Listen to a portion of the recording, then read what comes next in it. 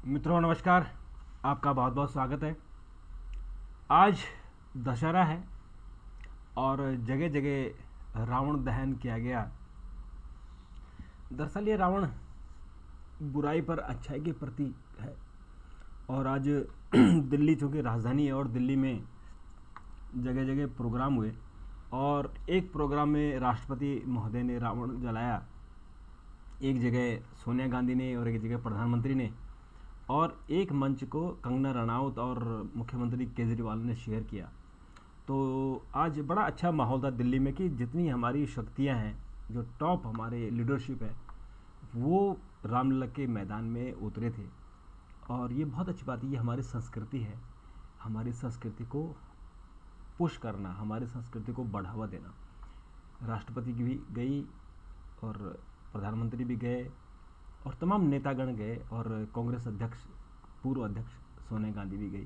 तो बहुत अच्छा माहौल था कि दिल्ली में आज जगह जगह रावण के पुतले जलाए गए।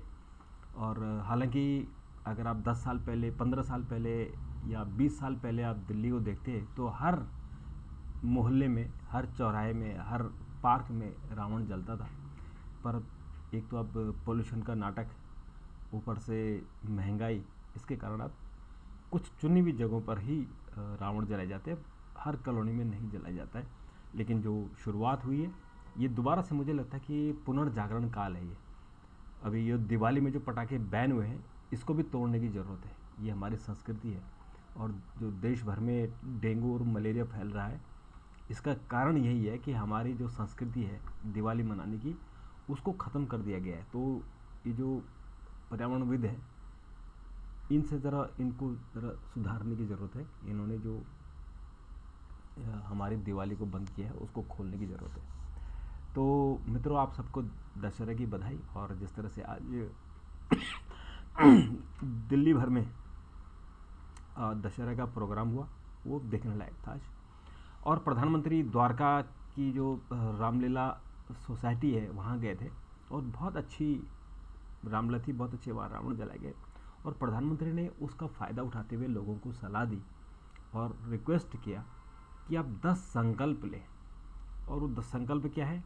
सबसे पहले देश, फिर पानी की बचत, डिजिटल लेन देन, फिर स्वच्छता, फिर वोकल फॉर लोकल, गुणवत्तापूर्ण कार्य, घरेलू पर्यटन, प्राकृतिक खेती, फिर मोटे अनाज, फिर फिटनेस। ये 10 संकल्प लेने को कहा। और उन्होंने एक बात और कही कि जो रावण पर हम विजय करते हैं, ये बेसिकली मात्र रावण को जलाना नहीं है, बल्कि ये अच्छाई की, ये जो बुराई है उस पर जीत है, जो अहंकार है उस पर धैर्य की जीत है। और जो लोग सोसाइटी को बांट रहे हैं जाति के नाम पे, धर्म के नाम पे, ये उन पर भी जीत है। उनको भी मारा जाना चाहिए, यानी उनको भी, उनका भी दहन होना चाहिए, ये आज प्रधानमंत्री ने कहा। और उन्होंने एक बात और कही कि कि आज भारत का 75 सालों बाद उदय हो रहा है। और सदियों की लड़ाई के बाद अयोध्या में राम मंदिर बना। और अब कुछ ही महीनों बाद, यानी जनवरी में रामलला विराजमान होंगे।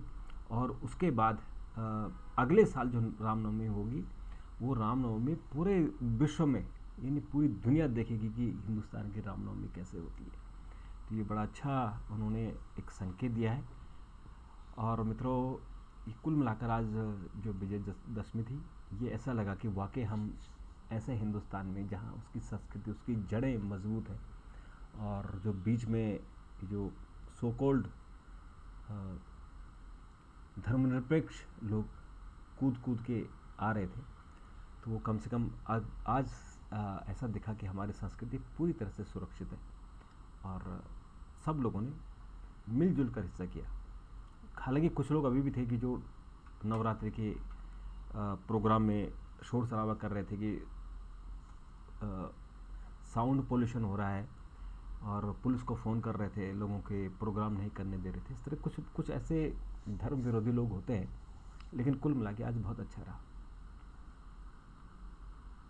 उसके अलावा मित्रों कुछ और आज खबरों पर चर्चा करते हैं।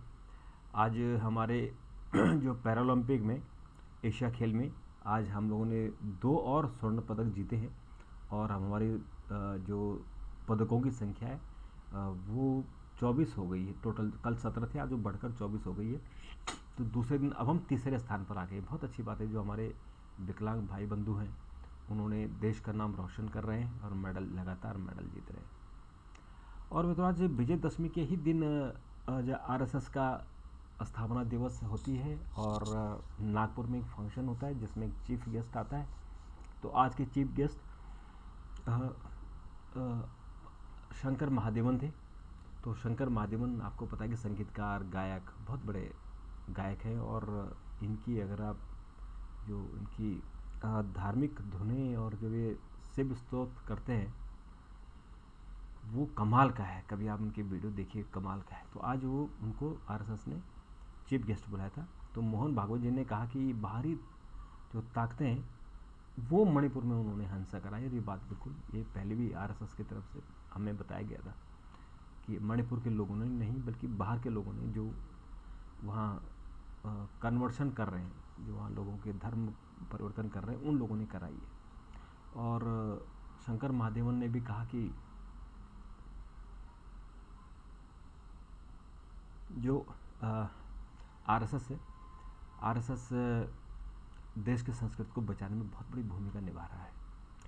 और उसके अलावा बहुत सारी बातें उन्होंने कही। उन्होंने भी आज चूँकि दशहरा है और दशहरा में आरएसएस का स्थापना दिवस में एक फंक्शन, साल में ये बहुत बड़ा फंक्शन होता है और उसमें जो आरएसएस के गणवेश हैं उसमें आज सभी लोग होते हैं, चाहे वो मंत्री हो चाहे संतरी हो, उसी वेश में उनको आना पड़ेगा। और जो आरएसएस के स्वयं सेवक होते हैं वो कर्तव्य भी दिखाते हैं। जैसे हमारी 26 जनवरी में हमारे सैनिक दिखाते हैं, उसी तरह से आरएसएस वाले भी दिखाते हैं और ये बताते हैं कि कैसे आदमी को शारीरिक और मानसिक तौर पर स्वस्थ होना चाहिए। मित्रों आज उड़ीसा के मुख्यमंत्री आईएएस अधिकारी पांडियन का इस्तीफा मंजूर हुआ और इस्तीफा मंजूर होने के तुरंत बाद उनको कैबिनेट मंत्री का दर्जा दे दिया गया और उनको एक 5T परिवर्तनकारी पहल 5T नाम से एक नया संगठन बनाया, उसका उनको चेयरमैन बना दिया गया और उनको कैबिनेट मंत्री का दर्जा दिया गया। तो ये एक राजनीति और ब्यूरोक्रेसी के बीच में जो घालमेल का एक एग्जाम्पल भी है। हालांकि लोग ये कह रहे हैं कि जो उड़ीसा के मुख्यमंत्री हैं पटनायक साहब, ये वो पांडियन को अपना उत्तराधिकारी बनाना चाहते हैं। तो ये 2024 में जब चुनाव होंगे तो तब पता लगेगा कि बीके पांडियन की क्या भूमिका है, क्योंकि ये बात 2018 में भी उठी थी जब चुनाव हुए थे। 2019 में जब चुनाव हुए थे तो तब भी ये बात उठी थी कि वो अपने बहन को उत्तराधिकारी बना रहे हैं, लेकिन फिर उन्होंने खुद मुख्यमंत्री बन गए।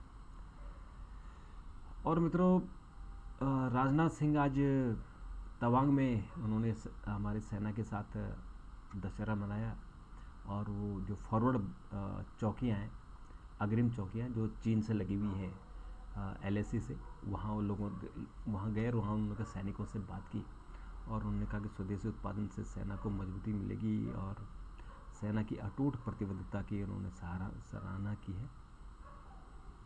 और इसके अलावा मित्रों कोर्ट के फैसले को सरकार के काम में हस्तक्षेप न समझे, ये आज CGI ने कहा है। और जस्टिस चंद्रचूड़ ने George town university law centre Washington और सोसाइटी ऑफ डेमोक्रेटिक राइट्स नई दिल्ली द्वारा आयोजित एक समारोह में उन्होंने बातें कही कि जो हम आदेश देते हैं वो सरकार के काम में हस्तक्षेप नहीं होता, बल्कि वो अच्छाई के लिए होता है। और मित्रों एक खबर आई है कि जर्मनी और जापान को पीछे छोड़कर भारतीय अर्थव्यवस्था आगे बढ़ जाएगी। यानी भारत अभी जो अभी 5वें नंबर पर है, तो ऐसा लगता है कि हम तीसरे नंबर की अर्थव्यवस्था, सीधे तीसरे नंबर की अर्थव्यवस्था बनेगी। बार बार एक अनुमान लगाया जा रहा है, तो आज ऐसा अनुमान लेटेस्ट S&P ग्लोबल मार्केट ने लगाया है। मित्रों आज एक इंटरेस्टिंग खबर आई है चीन से कि चीन के जो रक्षा मंत्री है वो 2 महीने से लापता है उन पर ऐसा कहा जाता है कि भ्रष्टाचार के आरोप है तो गायब हो गए। तो आज चीन के राष्ट्रपति शी जिनपिंग ने आज उनको उनके पद से हटा दिया है। और ये जो है जनरल ली शांगफू, तो इनको इनके पद से हटा दिया गया। अब देखते हैं कि इसके बाद वहाँ पर क्या स्थितियाँ होंगी। तो इसके अलावा मित्रों कुछ और खबरें, वैसे तो आज मोस्टली जो खबरें हैं वो दशहरा से रिलेटेड है पूरे देश भर की। और आज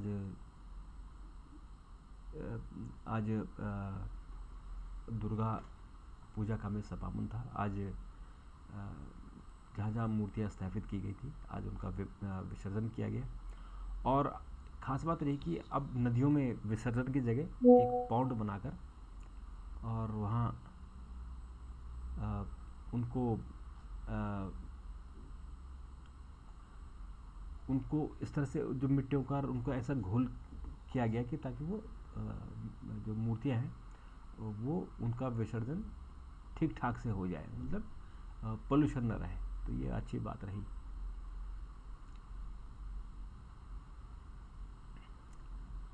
और मित्रों एक आज दशहरा से रिलेटेड ही मुंबई में उद्धव ठाकरे का एक अलग प्रोग्राम था और एक नाथ शिंदे का अलग था। तो दोनों ने एक दूसरे पर खूब आरोप लगाए और उद्धव ठाकरे ने कह दिया कि ये जो गद्दार है ये भूल जाए। और ये उन्होंने इनकी जो तुलना है वो अलग अलग तरह के लोगों से तुलना की है। और शिंदे ने भी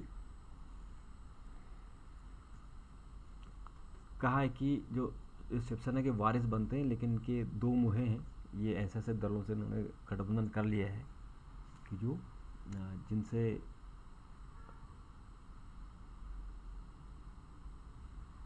तो ज़बरदस्त तरीके से आज मुंबई में दोनों दलों की तरफ से एक दूसरे पर आरोप लगाए गए। तो मित्रों सुबह आप देखेंगे कि जगह जगह फोटोएं सिर्फ आपको लक्ष्मी दुर्गा पूजा और दशहरा की रावण दहन की फ़ोटो दिखेंगी। इजराइल ने गाज़ा पर और तेज़ हमले कर दिए हैं। 4 हिजबुल्लाह के आतंकवादी लेबनान सेना पर ढेर कर दिए हैं। 2 और बंधकों को आज रिहा किया गया है। आज जो अमेरिका के टोटल 11 लोग हैं तो इजराइल की 2 बुजुर्ग महिलाओं को आज उन्होंने रिहा किया है। और हमास के समर्थन पर अभिनेत्री अब्द अल-हदी गिरफ्तार हो गई है तेल अवीव में। तो तेल अवीव में पुलिस ने मंगलवार को सोशल मीडिया पोस्ट की एक श्रृंखला के तमाम आतंकवादियों को समूह को समर्थन करने पर अभिनेत्री और सामाजिक कार्यकर्ता मैसा अब्द अल-हदी को गिरफ्तार कर लिया। ये भी तेल अवीव में रहती है, नहीं इजराइल में रहती है। तो इजराइल में रहने के बाद आप सपोर्ट करेंगे, ये आप कैसे सोचोगे कि आप चैन से जियोगे। हमास को जड़ से उखाड़ फेंकना जरूरी है, थानेदार साहब कह रहे हैं। वाशिंगटन के जो हमास बर्बर आतंकवादी संगठन, उन्होंने एक संगठन कहा है और ये अमेरिका के सांसद हैं, थानेदार इनका नाम है। तो इन्होंने इस तरह से बात की। और हैदराबाद में गाज़ा के समर्थन में जो मानवीय जो त्रासदी हो रही है उसके समर्थन में हैदराबाद में असदुद्दीन ओवैसी ने बहुत बड़ी रैली की थी। कल बहुत जोर से लोगों ने शोर शराबा किया था, नारेबाजी की थी।